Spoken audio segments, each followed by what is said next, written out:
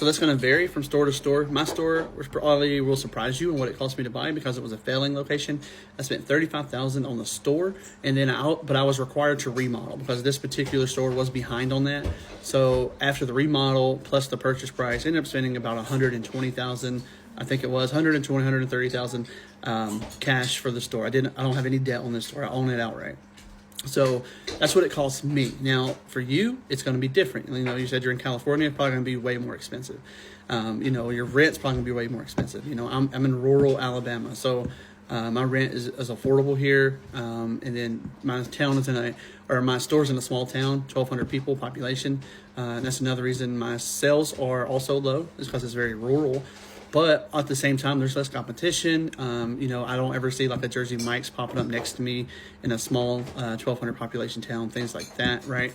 So there are advantages to being there, and you're also providing somewhere to eat to people that are further away from the bigger cities, or you know, they have fewer options. So you're bringing something to them. So it's like a win-win. But yeah. That's a little off topic. So, but the value of the store is going to be based on what it's making. So my store was, like I said, was a failing location. I don't recommend you do that and buy a failing location like I did. I did my research, knew exactly what I needed to do to turn the store around, and since then have doubled the sales. So that's just kind of gives you a ballpark idea of what it can cost to get to a Subway. Compared to other franchises, it is much cheaper. You know, but then again, Subways typically make less as well. But that's not always the case. A friend of mine has a store that makes really good money. You know, I don't know what franchise I could compare it to, but let's just say it's a Rockstar store. It's one of really high earner, right? So, you know, there's good stores out there, is what I'm trying to say. But on average, you know, you're going to make okay, but you just got to be careful to run your numbers, do your math. You know, rent's going to be a big factor. Location's going to be a big factor.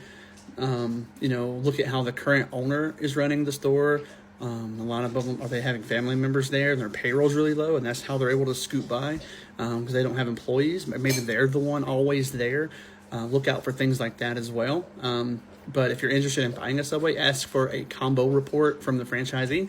That is a report that shows you the average unit volume, the AUV of the store, and you can kind of you know, use that as a starting point on your due diligence. And yeah, that's about how, and you give you an idea of how much money you need, you know, as a starting point.